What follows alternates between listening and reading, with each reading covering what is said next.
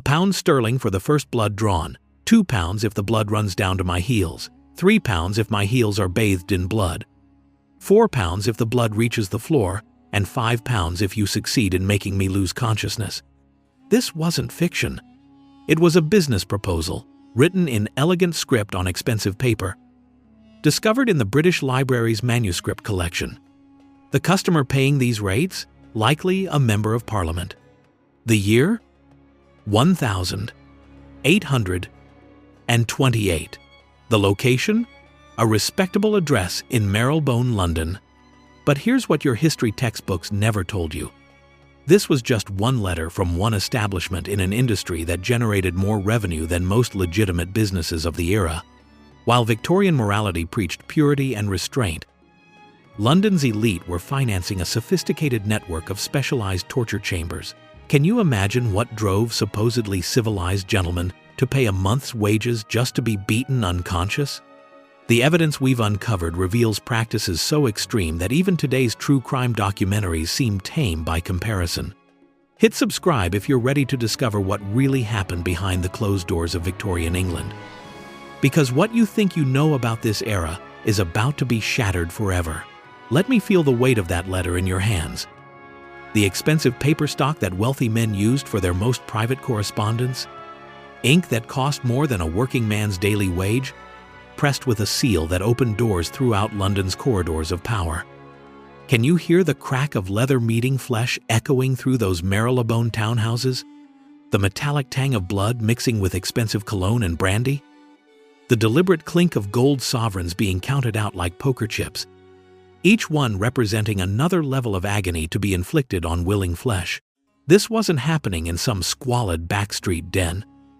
This was 28 Charlotte Street, where carriages bearing parliamentary crests would arrive under cover of darkness.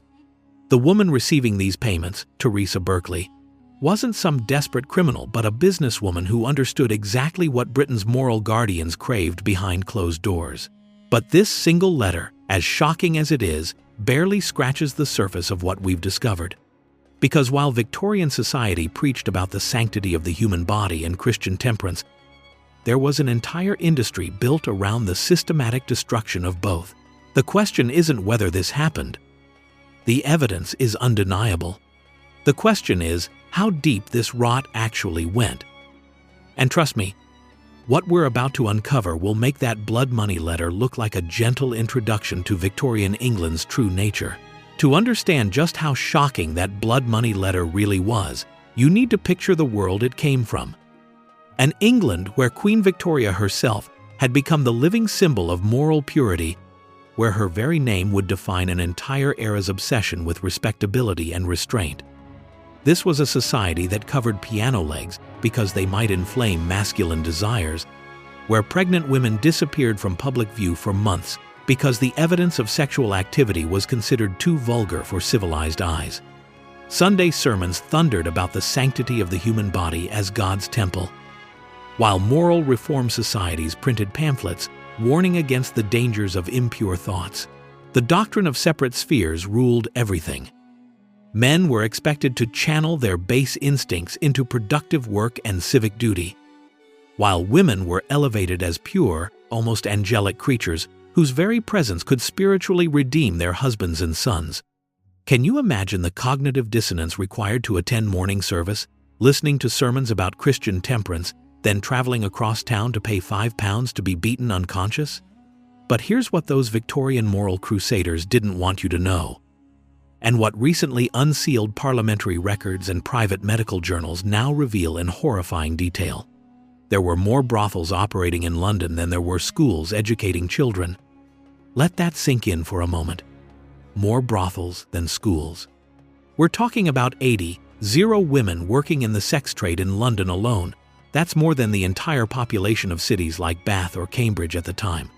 Court documents that were sealed for over a century tell us that police knew exactly where these establishments operated. Medical officers conducted regular inspections, and tax collectors ensured the Crown got its cut of the profits. This wasn't some hidden underworld that respectable society was unaware of. This was a parallel economy that the very people preaching moral purity were financing, regulating, and profiting from. The evidence we've uncovered reveals a society living a massive lie so comprehensive that it makes modern political scandals look like playground gossip. Private correspondence between government ministers, medical reports filed under parliamentary privilege, bank records showing payments that dwarf legitimate business revenues, all of it painting the same picture of systematic hypocrisy. And those aristocrats paying blood money to Theresa Berkley? They weren't even the worst of it. Because what we discovered about the specialized establishments catering to truly extreme tastes will make you question everything you thought you knew about human nature itself. But to understand how this systematic deception became possible, we need to examine one of history's most crucial yet overlooked turning points. The moment when human sexuality itself was literally invented as a medical and social concept. Before the 1880s, what people did in private was seen as behavior, as actions that could be moral or immoral, but weren't considered expressions of some fundamental identity. Then something revolutionary happened. Doctors, scientists, and social reformers began categorizing human sexual desire as medical conditions, creating the very framework of sexual identity that we still use today.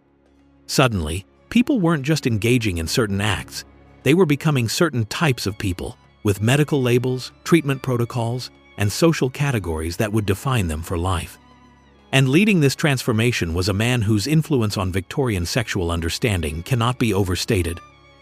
Dr. William Acton, a respected member of the Royal College of Surgeons, whose medical texts became the definitive authority on human sexuality throughout the English-speaking world. Acton's credentials were impeccable. Trained in Paris under Philippe Ricord, recognized as Britain's leading expert on diseases of the reproductive organs, his books went through 8 editions and were translated into French. When Dr. Acton declared that the majority of women, happily for them, are not very much troubled with sexual feeling of any kind, it wasn't just opinion, it was medical science, backed by the full authority of Britain's most prestigious medical institutions. But here's where the story takes a sinister turn. Because while Acton was writing about women's supposed lack of sexual desire, those same medical journals contained detailed reports of the 80 prostitutes working in London alone, many of whom were being examined under the Contagious Diseases Acts that Acton himself helped design. Can you see the deliberate contradiction? The same medical establishment that claimed women were naturally passionless was simultaneously creating legal frameworks to regulate, examine, and control women who were clearly expressing sexual agency, even if that agency was driven by economic desperation. This wasn't accidental ignorance. This was strategic myth-making designed to create what historians now call the fallen woman narrative, a powerful tool that divided all women into 2 categories: the pure angels who belonged in domestic spheres, and the corrupted creatures who deserved whatever happened to them in the commercial sex trade. Medical expertise wasn't being used to understand human sexuality. It was being weaponized to justify a system of exploitation that would make the blood money payments look like pocket change.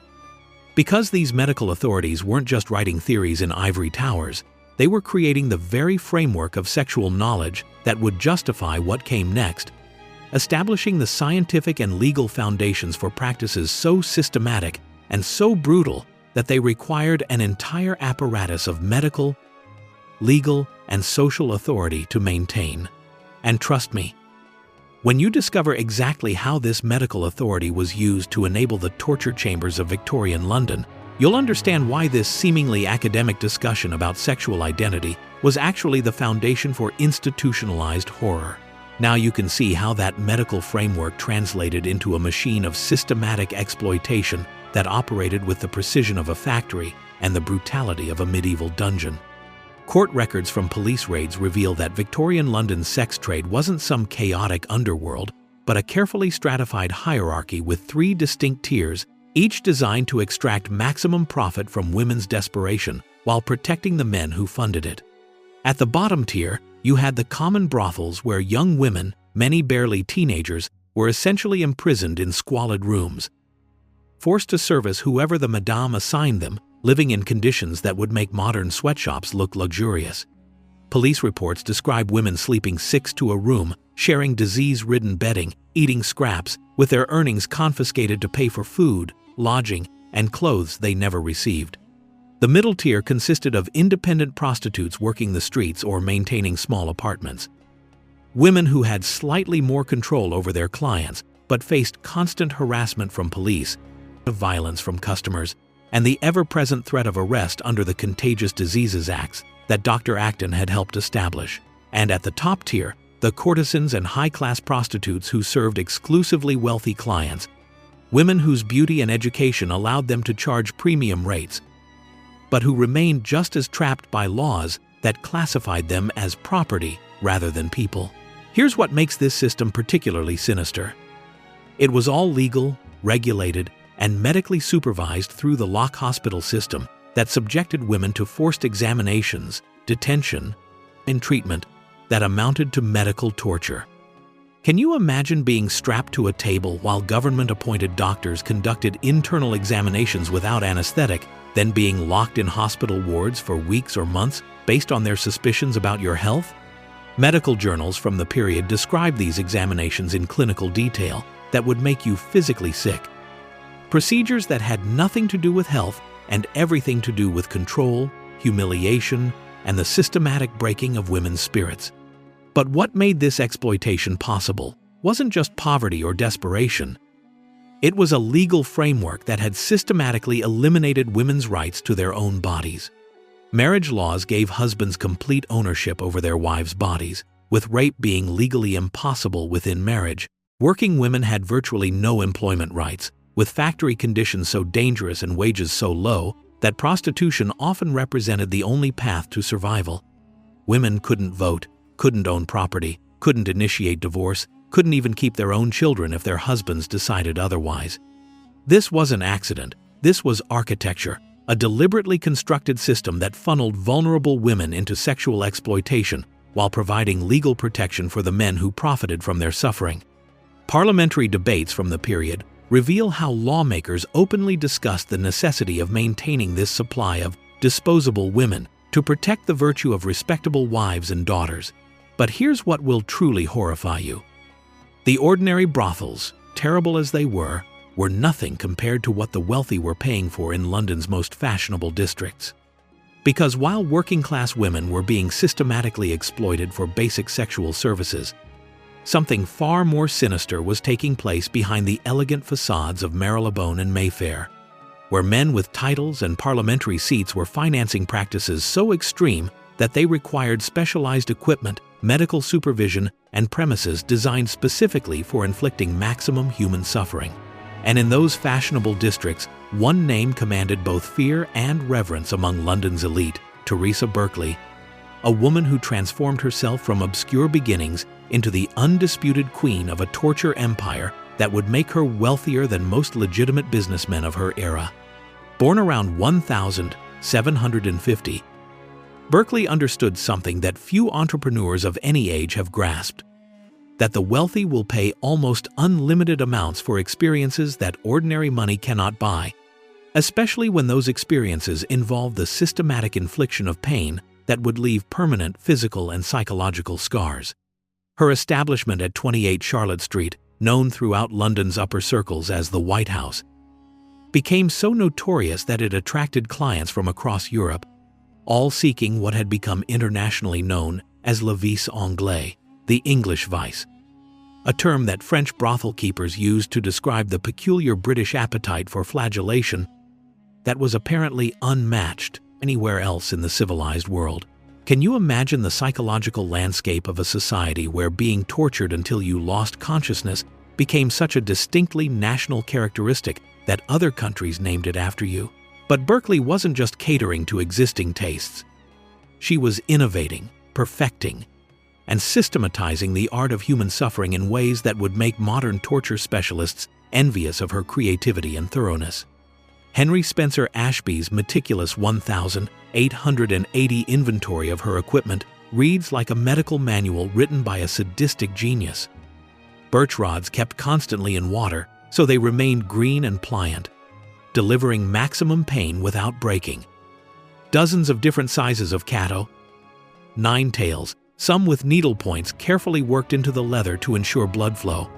Various kinds of thin bending canes designed to leave permanent welts. Leather straps thick as coach traces that could strip flesh from bone, and battledores made of thick sole leather with inch nails driven through to create maximum tissue damage. But perhaps most horrifying were the seasonal specialties. During summer months, Berkley maintained glass and china vases filled with fresh stinging nettles, which she used to restore the dead to life when clients had been beaten beyond the point of consciousness. The deliberate precision of this equipment catalog reveals something far more disturbing than random cruelty. This was scientific torture, methodically designed and continuously refined to maximize suffering while keeping clients alive enough to pay for repeat sessions. And here's what makes this even more psychologically complex. The men paying for this treatment weren't desperate criminals or social outcasts. They were the very architects of British society's moral framework, members of parliament who voted on laws protecting children, judges who sentenced others for moral crimes, clergymen who preached about Christian virtue from their pulpits on Sunday mornings. The connection isn't hard to trace when you understand that these same men had been systematically brutalized throughout their formative years in Britain's elite public schools, where daily beatings weren't just punishment, but were considered essential for building character, where young boys learned that pain and power were inextricably linked, and where the psychology of dominance and submission became so deeply embedded that it required increasingly extreme expressions to achieve the same psychological release. But even knowing all this, even understanding the twisted logic that created Berkley's clientele, nothing prepares you for what she invented next. A device so ingeniously designed for human suffering that it would revolutionize the torture industry and cement her reputation as perhaps history's most successful entrepreneur of agony. That device was the Chevrolet, known throughout London's underground as the Berkley horse, and its ingenious design reveals a level of mechanical precision that would impress modern engineers if it weren't so utterly horrifying in its purpose. Picture a purpose-built torture rack that combined the efficiency of industrial machinery with the creativity of a medieval dungeon master. Participants were secured face down to a padded horizontal surface, with strategically placed openings that provided access to every vulnerable area of the human body, while ensuring complete immobilization and maximum exposure to whatever instruments Berkley chose to employ. The apparatus featured adjustable restraints that could accommodate clients of different sizes, padding in precisely the right locations to prevent unconsciousness from positional asphyxiation, while ensuring that every nerve ending remained accessible, and a height that allowed Berkley to work from multiple angles without fatigue. Because this wasn't about quick sessions. Surviving customer letters describe marathons of agony that could last for hours. One particularly detailed testimonial, preserved in private archives, describes the psychological torture of being secured to the device while listening to Berkley methodically select her instruments, the anticipation building as she explained exactly what each tool would accomplish and in what sequence she planned to use them. Can you imagine lying there, completely helpless, listening to someone calmly describe the precise methods they're about to use to bring you to the edge of death? The sliding payment scale we discussed earlier makes even more sense when you understand the capabilities of this machine. The careful calibration required to draw first blood, the technical skill needed to ensure blood flow reached specific parts of the body, the medical knowledge necessary to inflict maximum agony without causing death. Letters from repeat customers describe a bizarre form of medical aftercare, with Berkley providing detailed instructions for wound care, recommendations for recovery periods, and scheduling for follow-up sessions that would build on previous injuries. This wasn't random violence. This was systematic, scientific torture conducted by someone who understood human anatomy better than most doctors of her era. But here's what protected this horror from legal intervention.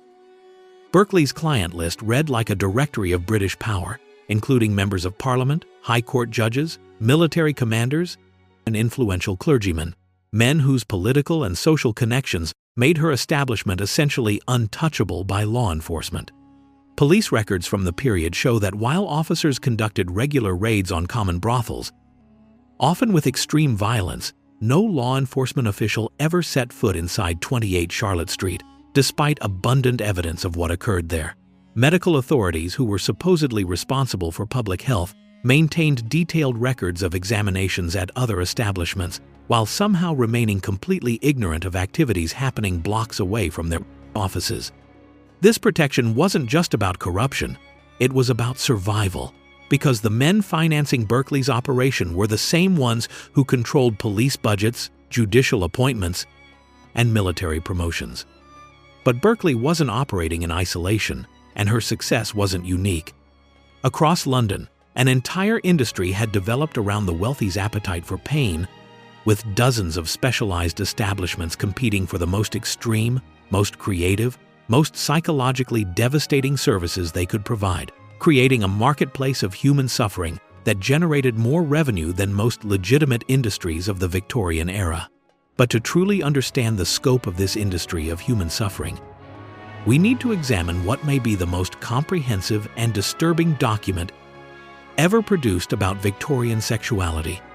A memoir so massive, so obsessively detailed, and so psychologically revealing that it provides an unfiltered window into the mind of both the exploiters and the system that enabled them. My Secret Life, published anonymously between 1888 and 1894, consists of 11 volumes containing over 40 pages and more than 1 million words, making it possibly the longest autobiography ever written, and certainly the most explicit documentation of sexual exploitation in human history. The author, known only as Walter, methodically recorded over 10 sexual encounters spanning several decades, creating what academic Stephen Marcus called virtually the only source for information on London's houses of prostitution, and providing forensic-level detail about the economic, social, and psychological mechanisms that sustained Victorian England's sex trade.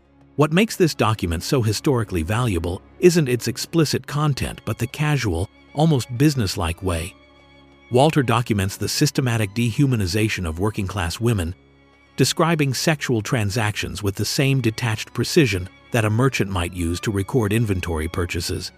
Can you imagine the psychological landscape of someone who could methodically catalog human suffering as if it were a hobby, noting not just physical acts but the exact amounts paid, the social circumstances of his victims, their ages, their levels of desperation, and their reactions to various forms of coercion and violence?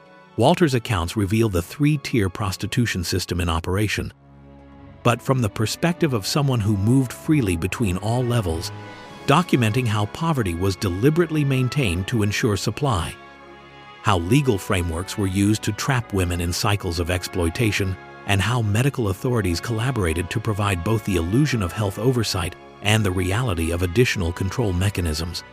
The mundane details scattered throughout these volumes provide authentication that no fictional work could achieve. Walter complains about prices, describes waiting times, notes seasonal variations in availability, and records conversations that reveal the economic desperation driving women into increasingly dangerous situations. These aren't the fantasies of pornographic literature, but the methodical documentation of someone who viewed human beings as commodities to be purchased, used, and discarded without consideration for their humanity or suffering. What emerges from this million-word confession is a portrait of systematic exploitation so comprehensive that it reveals not just individual cruelty, but an entire social structure designed to funnel vulnerable women toward wealthy predators. With every institution, medical, legal, educational, and religious, playing its assigned role in maintaining the supply chain of human misery. Walter's casual descriptions of purchasing access to children, his matter-of-fact accounts of violence against women who resisted, and his detailed economic analysis of which establishments provided the best value for various types of abuse, read like a manual for systematic dehumanization, written by someone completely divorced from normal human empathy. But even this million-word catalog of horror was just documentation of existing practices, because the real architects of Victorian sexual exploitation weren't individual predators like Walter, but the institutional authorities who created the legal and social frameworks that made such comprehensive abuse not just possible, but inevitable. But what Walter's million words couldn't accomplish through their sheer horror, one man's carefully planned investigation finally achieved in 1885. When W.T. Stead, considered by many to be the world's first investigative journalist, decided to prove exactly how easy it was for wealthy men to purchase access to children in Victorian London's sex trade. Stead's exposé, The Maiden Tribute of Modern Babylon, published in the Pall Mall Gazette, didn't just document the system. It demonstrated its mechanics by actually participating in them, purchasing a 13-year-old girl named Lily for the sum of £5 and documenting every step of the transaction that placed a child's body at the disposal of adult predators. Can you imagine the moral calculation required to deliberately traumatize a child in order to expose the system that was traumatizing thousands of others? Stead's investigation revealed that the £5 fee wasn't just for access to Lily, but included a medical examination to certify her virginity, because wealthy clients demanded proof that they were purchasing what they thought they were buying, turning children's bodies into commodities to be inspected, certified, and sold like livestock at market. The medical examiner who conducted this virgin certification then recommended that Stead drug Lily with chloroform so she would be unconscious during the rape, explaining that this was standard practice to prevent children from struggling and potentially injuring themselves or their purchasers during the assault. Think about the level of institutional systematization this represents. Medical professionals had developed standardized protocols for facilitating the rape of unconscious children, complete with dosage recommendations and safety procedures designed not to protect the victims but to ensure the perpetrator's satisfaction and security. But perhaps most horrifying was Stead's discovery that Lily's parents, desperate alcoholics trapped in grinding poverty, had been the ones to negotiate the sale of their own daughter, viewing her virginity as perhaps their only valuable asset in a system that had systematically eliminated every other means of survival.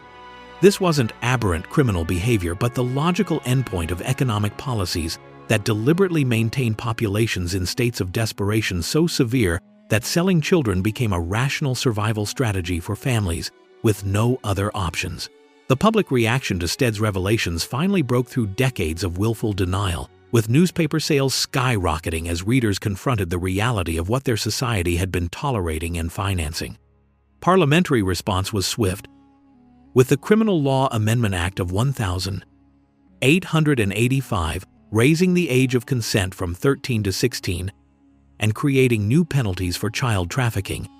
But what the legislation couldn't address was the institutional complicity that had made Stead's investigation possible in the first place.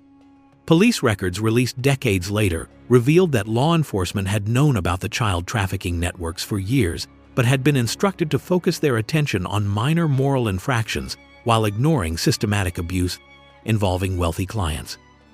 Medical authorities had been filing reports about the virgin certification examinations while simultaneously providing those same certifications to clients who requested them. Military officials had been tracking venereal disease rates among their personnel, while maintaining contracts with establishments they knew were staffed by trafficked children. The economic incentives maintaining this system were so deeply embedded in Victorian society's power structures that even Stead's courageous exposé could only address the most visible symptoms of a corruption that reached into every institution responsible for protecting the vulnerable. But if you think the horrors of Victorian sexual exploitation were confined to brothels and specialized torture establishments, you're about to discover that the most systematic abuse was actually happening within the institution that society considered most sacred, marriage itself, where legal frameworks had transformed the wedding ceremony into a transfer of property deed that gave husbands complete ownership over their wives' bodies with no possibility of revocation or escape. Marriage laws explicitly stated that a woman's consent to sexual intercourse was given once at the altar and could never be withdrawn, making rape legally impossible within marriage and effectively turning every wedding night into a potential assault that would be repeated whenever the husband desired for the rest of the woman's life. Can you imagine the psychological terror of young women approaching their wedding days, knowing that they were signing away their right to refuse any sexual demand, no matter how painful, degrading, or dangerous? Divorce was not only socially taboo but practically impossible, requiring expensive legal proceedings that few women could afford and grounds so restrictive that proving systematic sexual violence wasn't sufficient cause for separation. But what makes this even more sinister is how Victorian society deliberately maintained female ignorance about sexuality to ensure that wives would be completely unprepared for what awaited them. Marriage manuals of the period explicitly advised parents to keep daughters ignorant of sexual matters until their wedding nights, with some guides recommending that young women should know nothing beyond the fact that marriage involved submitting to their husband's embraces. Medical authorities supported this ignorance by claiming that virtuous women shouldn't experience sexual desire and that any pleasure derived from intercourse was evidence of moral corruption that could lead to nymphomania. John Addington Symonds, the English poet, documented the psychological horror of this system in his private writings, describing how society does all that lies in us to keep them chaste, to develop and refine their sense of shame, while we leave them to imagine what they like about nuptial connection. Then we fling them naked in bed together, modest, alike ignorant, mutually embarrassed by the awkward situation, trusting that they will blunder to truth by instinct. This deliberate ignorance wasn't accidental but strategic, because informed women might resist or demand consideration for their own comfort and safety. Marriage manuals actually provided instructions for wives on how to resist their husband's sexual demands through deception and psychological manipulation, advising women to fake illness and headaches, to schedule difficult conversations right before bedtime to discourage sexual advances, and to maintain such cold and unresponsive demeanor that husbands would lose interest in pursuing intimacy. Private letters between women, preserved in family archives, describe wedding nights as traumatic assaults that left new brides physically injured and psychologically shattered, with some women requiring medical treatment for tears and bleeding that their husbands considered normal consequences of asserting their marital rights. Medical records from the period show epidemic levels of hysteria and nervous breakdowns among married women, and conditions that doctors treated with various forms of institutionalization and medical control, rather than addressing the systematic sexual violence that was causing these psychological symptoms. The marriage bed had become another site of institutional torture, protected by law, blessed by religion, and supported by medical authority that classified women's resistance to sexual violence as mental illness requiring treatment rather than abuse requiring intervention. But to truly grasp the magnitude of what we're discussing, you need to understand that Victorian sexual exploitation wasn't just a social problem or moral failing. It was one of the most profitable industries in the British Empire, generating revenues that dwarfed legitimate businesses and creating economic incentives so powerful that entire institutions restructured themselves to protect and perpetuate the trade in human suffering. When Theresa Berkley died in 1836, her estate was valued at a sum that would make her wealthier than most industrial barons of her era, money earned entirely through the systematic torture of Britain's elite. And when the Crown seized her assets, those funds didn't disappear but were quietly absorbed into government coffers that had been benefiting from the sex trade for decades. Consider the economic relationships we've already discovered. £5 for torture that left a customer unconscious represented nearly 2 months' wages for a skilled craftsman, meaning that a single session at Berkeley's establishment generated more revenue than most working families saw in half a year. Multiply that by hundreds of clients per month, across dozens of specialized establishments, and you're looking at an industry that was generating millions of pounds annually, while the government collected taxes on everything from property rents to import duties on specialized equipment. Parliamentary records reveal that Treasury officials were well aware of the revenue streams flowing from the sex trade, with tax assessments on brothel properties often exceeding those of legitimate businesses in the same neighborhoods, because everyone understood that establishments catering to wealthy men's sexual appetites could afford to pay premium rates for the privilege of operating without legal interference. Medical professionals weren't just complicit, they were financially invested, charging fees for mandatory examinations under the Contagious Diseases Acts, providing medical certificates for virgin verification, and operating the lock hospital system that generated steady income from the detention and treatment of women caught in the trade. Law enforcement corruption operated on a scale that would make modern organized crime envious, with police commanders receiving regular payments to ensure that certain establishments remained undisturbed while others were raided for show, creating artificial scarcity that drove up prices and profits for the protected operators. But perhaps most sinister was how this economic machine deliberately maintained the supply of vulnerable women through policies designed to keep female populations in states of economic desperation that made sexual exploitation appear to be their only survival option. Factory working conditions were kept deliberately dangerous and wages deliberately low. Marriage laws prevented women from owning property or controlling their own earnings, and education was restricted to ensure that women would have few alternatives to dependence on men who might exploit them. This wasn't accidental poverty, but engineered desperation, a systematic approach to maintaining human inventory for an industry that required constant supplies of fresh victims to satisfy increasingly extreme demands from wealthy clients. The international connections were equally revealing. With European sex tourism developing specifically around British specialties in flagellation and torture, French and German establishments advertising their access to English-trained practitioners, and specialized equipment being exported across the continent as le vis anglais, became a recognized luxury service available only to the wealthiest international clients who could afford to travel to London or import British expertise to their own countries, creating a global network of sexual exploitation with Victorian England as its acknowledged center of innovation and excellence. But the most chilling aspect of this entire system wasn't the torture, the exploitation, or even the institutional complicity. It was the methodical destruction of evidence that began the moment Theresa Berkley died in 1836 and continues to this day. A cover-up so comprehensive and systematic that it transformed one of history's most documented systems of abuse into a myth of Victorian prudishness that even modern historians struggle to penetrate. When Dr.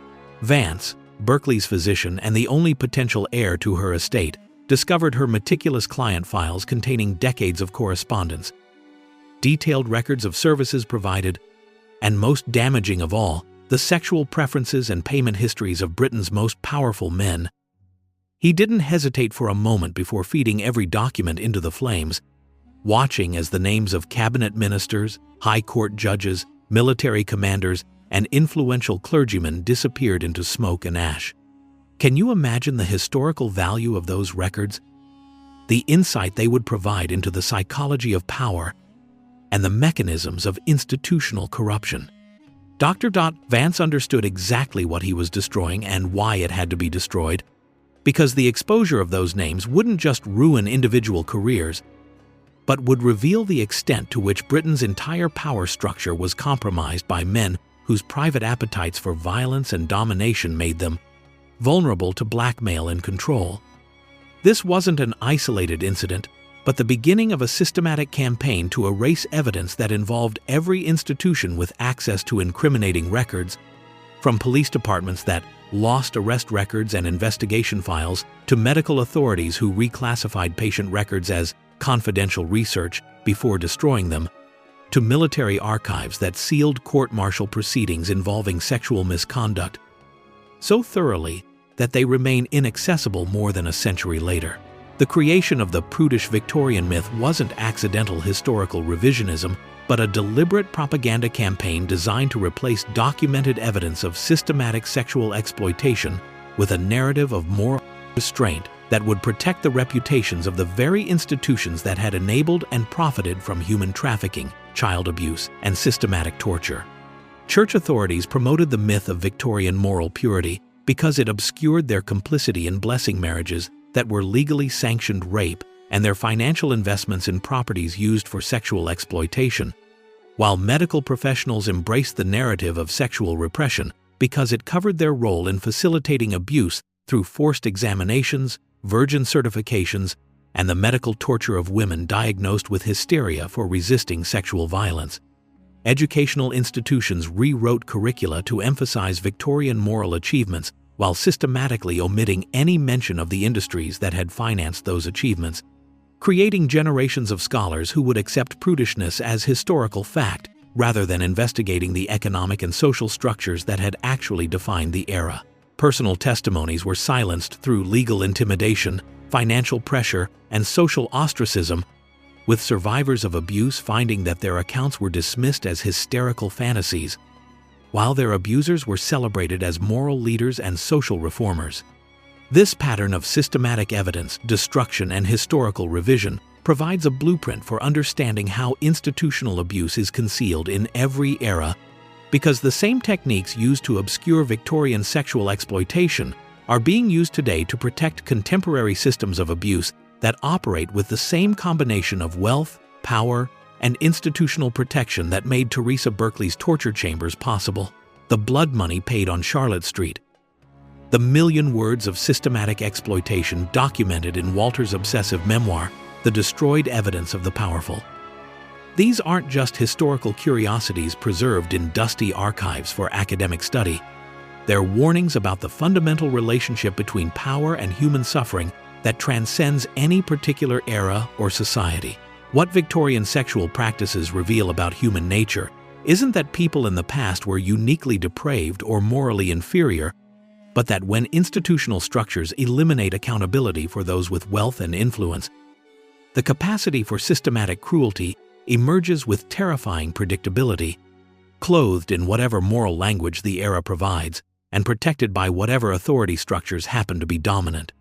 The relationship between public morality and private behavior that we've documented throughout Victorian England.